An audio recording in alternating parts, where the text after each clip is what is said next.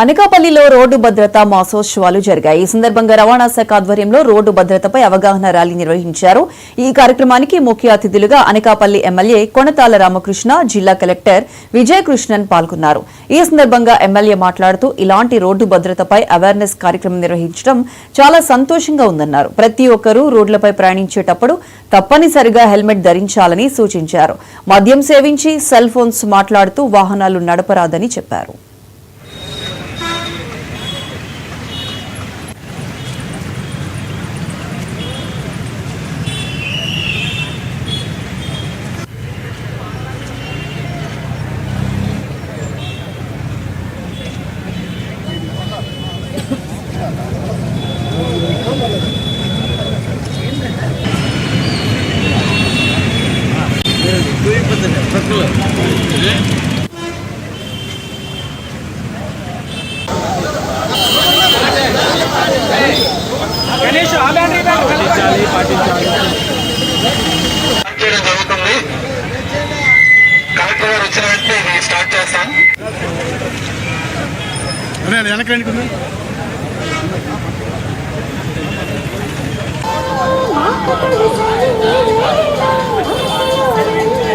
అనకాపల్లిలో road transport authority వారి ఆధ్వర్యంలో జిల్లా కలెక్టర్ గారు అందరూ ప్రజలు పిల్లలు అందరూ కూడా కలిపి ఈ వారోత్సవాల్లో కార్యక్రమాన్ని తీసుకోవడం జరిగింది.